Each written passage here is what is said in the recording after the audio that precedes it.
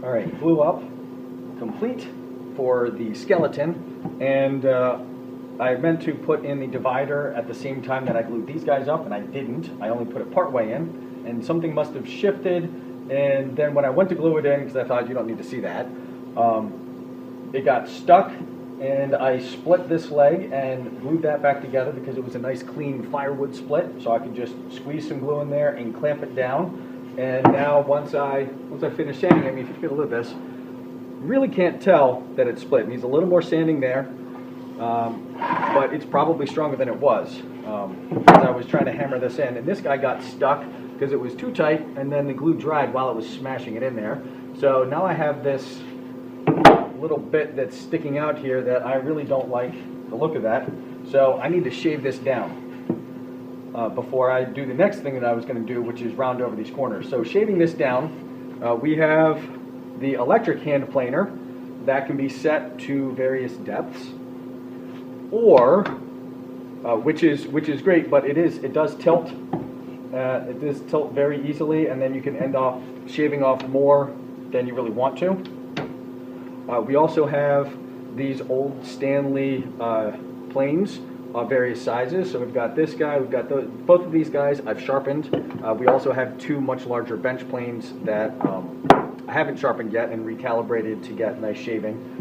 So I'll show this guy, the electric hand planer, first.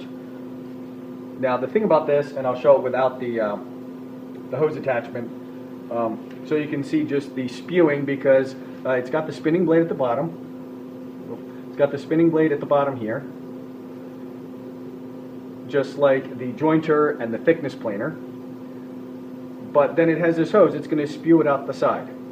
Also has the safety catch here, so I can't pull the trigger without that. You really have to be paying attention to what you're doing before you activate this. So you want to, now notice we've got a nice wide area on the front and then on the back. So when you put it down, you need to make sure the wide area is flat here on the front, hold it level, push it through, and then when you get towards the end, you need to be very careful not to let it tip over, so you need to be pushing with the heel of your hand. So you need to go from pushing a little bit with the front of your hand to pushing with the heel of your hand to make sure it doesn't chip off at the end. And because this is a power tool, we definitely want to have our safety goggles on, even though we're going to be spewing that way, and I want to show that. To make the point, you need to pay attention to where your waste is going, especially in a shop with over 20 people doing a project.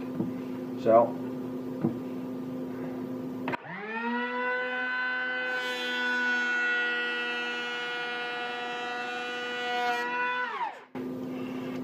all right, so you can see the spray there, and that took down nicely. It's definitely lower than it was, but then I just gouged it with the sides here. I'm going to have to sand that down again. So that's the power tool version. Then we have the hand tool version. That will require more arm strength. I find it ultimately more satisfying. And it's also safer for your project because you're going to have a harder time accidentally destroying your workpiece. All right? And with it calibrated properly, you should get a paper roll there, very thin roll of wood that essentially is paper. Very nice. But the same sort of deal where you need to be pushing first on the front and then with your heel to get those strips. And it will get that down pretty quickly as well. You can get some nice strips there. And it's shaving this down nicely. We're getting close to where I want it to.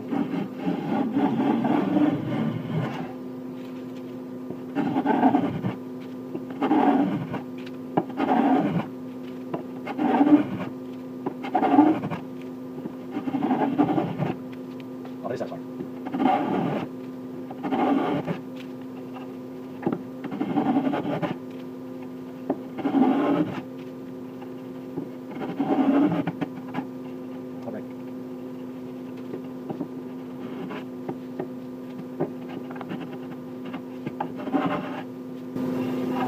Alright, now the rest of this, I can probably just sand down.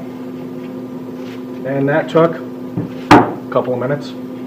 Alright, now that I have this pretty well flush, I can do what I was going to do before I made that mistake and had to work on fixing that. And that is to round over all of these sharp corners, because sharp corners have this tendency of getting caught and then splitting off. So by rounding them over, we have some handheld routers. We have a battery operated one, and we also have a corded one. And we can put a 1/8 inch router in there. And I want to have my roundover such that the shoulder is not in there. I don't want to have any groove at all. I just want to have it rounded over. So as I'm looking at the bit here, I can unlock it and twist it so that the shoulder is just underneath the base. All right, and now I can take this guy and just go and round over all of these corners, but not the ones like these guys here, not those guys that are going to run into my top or my feet, but all of these guys that are already the edges, so that we can have a nice finish that's not going to get chipped as easily.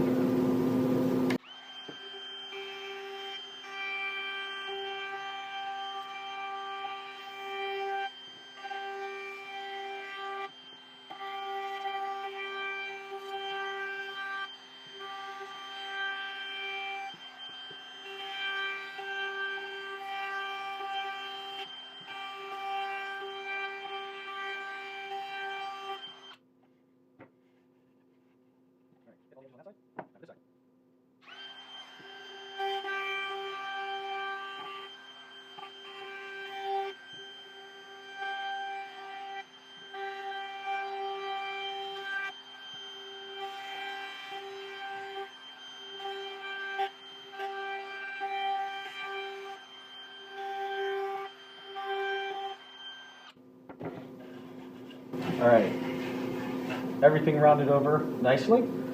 All right, to grind these down, we're going to want a very rough grit, so I recommend 60 or 80 grit, and we're just going to focus on the part that's sticking out, and this is one method. There are other methods that you could use, and we left this just to make sure that we could get it down to flush. We didn't want to be in a situation where the tenon wasn't long enough, because this is easier to cut it down. If you want to leave it up there, you can leave it proud if you want to, but I would prefer it to be flush. So I'm going to grind this puppy down.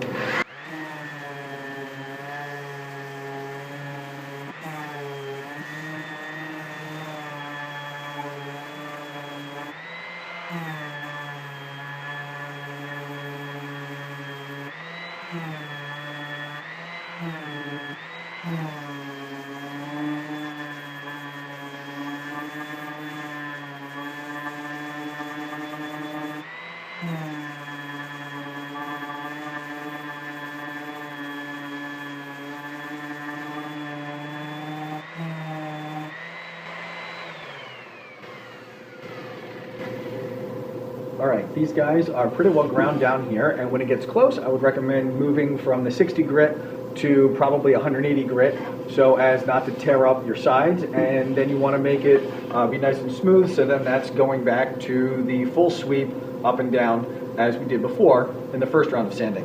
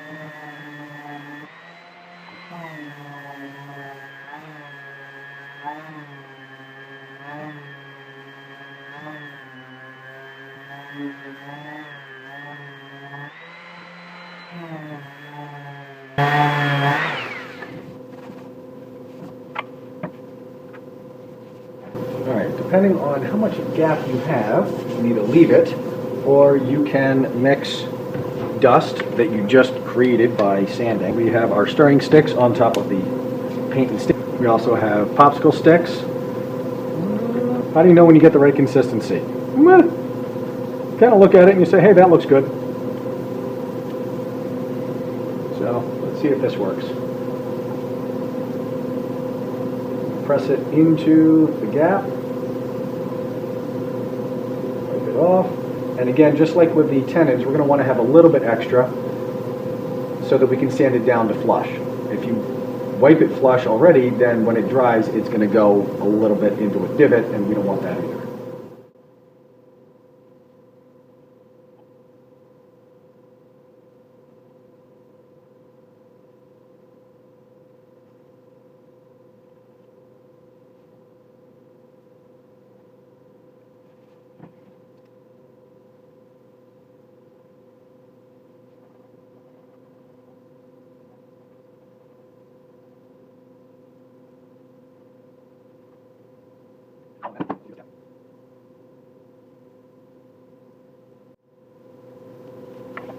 Alright, let's find out what happens if we sand it before it's fully dry.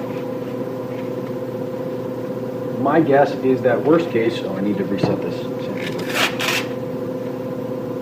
My guess is that worst case, I'll gum up the sandpaper and I'll have to redo this guy. But let's find out.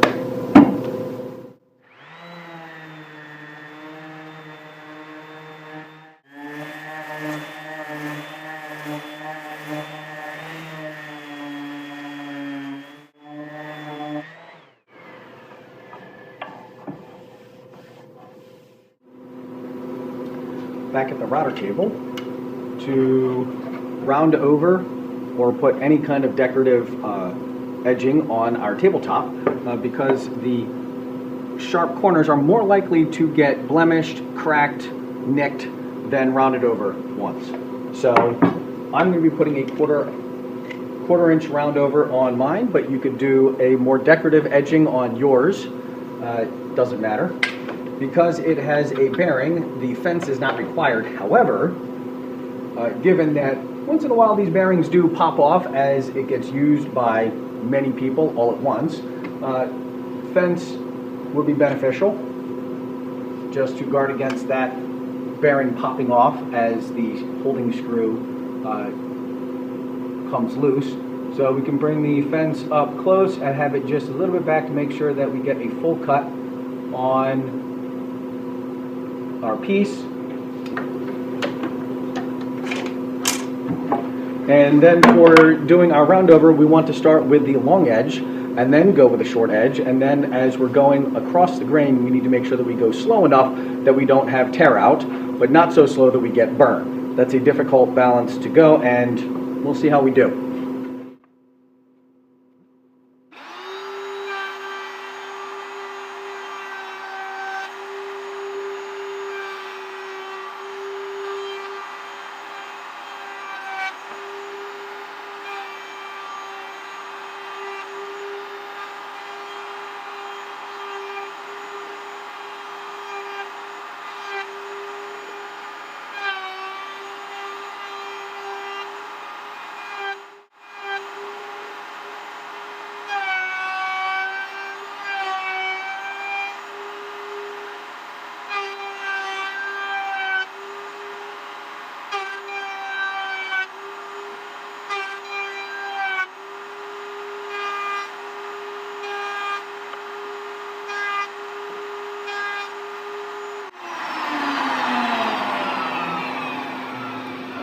Mostly good. A little bit of burn on the corners and the ends. A little bit of chip out there. That's too bad.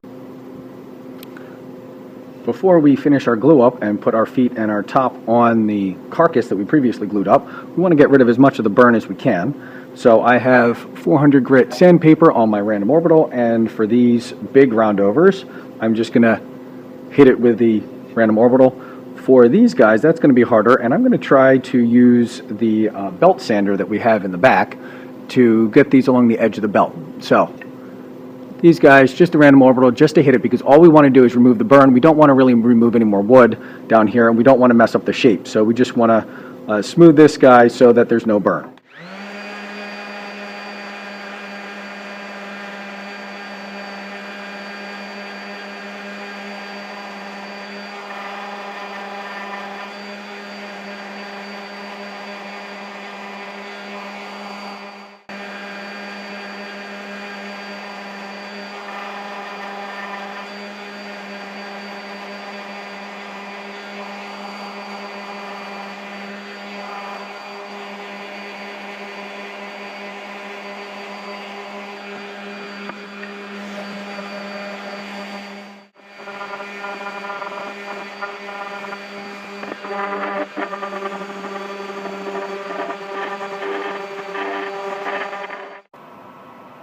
belt sander that's on a cart in the back because it's kind of big and unwieldy and doesn't get used for a whole lot. So bring it out and see how it does on this guy.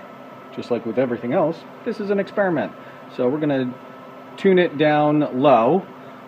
We have an adjuster on there so we can keep the speed low and try to knock off the last burn that's on the detail pieces on inside corners and edges that we're not going to be able to get with the random orbital.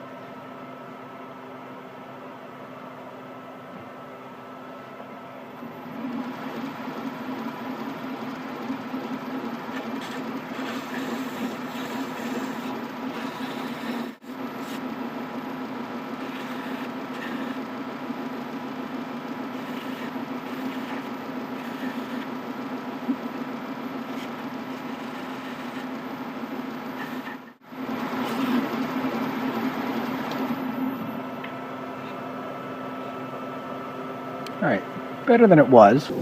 Feet and top glue up. For the feet, it's very important that you don't have them accidentally wonky heel-toe. They need to be both flat so that the table doesn't wobble. So in order to do that, we want to make sure that we have plenty of glue on our joint down here to make sure that we have a little bit of time to get it situated before it starts to solidify. Now these guys should be tight enough that I don't need any clamps, they will self-clamp, but I've got my stick, I've got my glue, and we're going to coat these guys with a fair amount of this tape bond.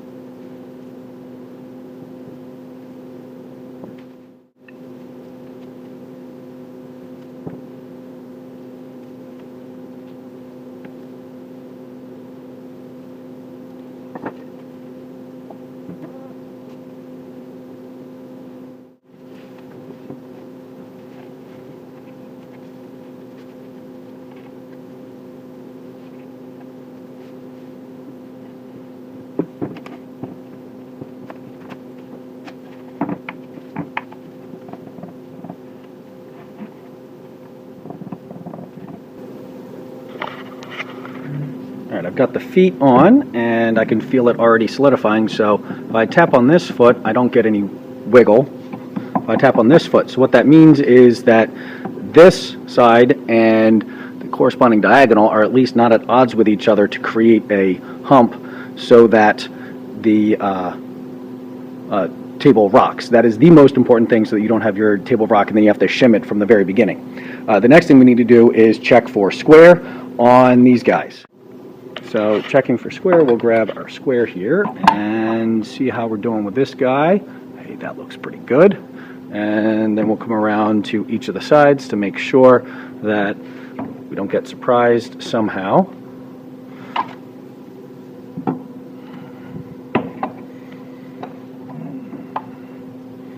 Alright, that guy has ever so slight a lean.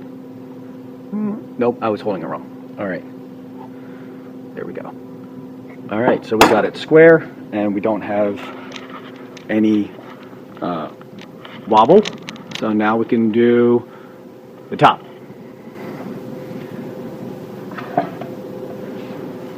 Need to remember which side was going to be the top side and find that little bit of tear out that I caught. Here we go. So there's the tear out. Oh good. The tear out's going to be on the bottom side and we'll just put that up against the wall or something. Hide it.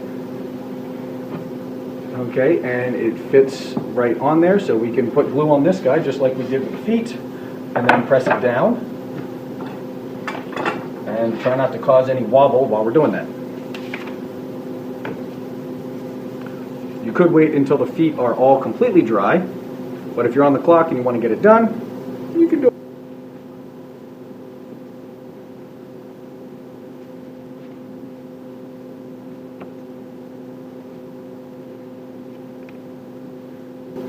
And he's going to need a little bit more on the end grain as the glue has a tendency to soak into it.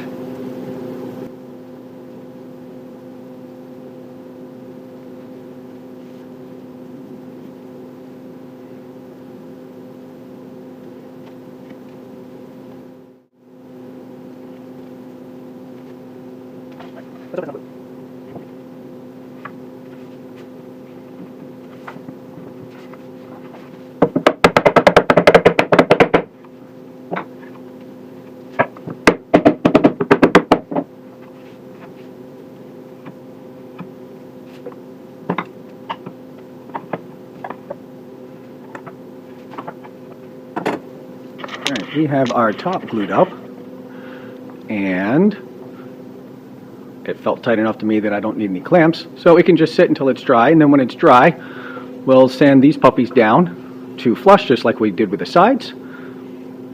And then we only have another step or so to finish it up with staining and then sealing up the top to protect it.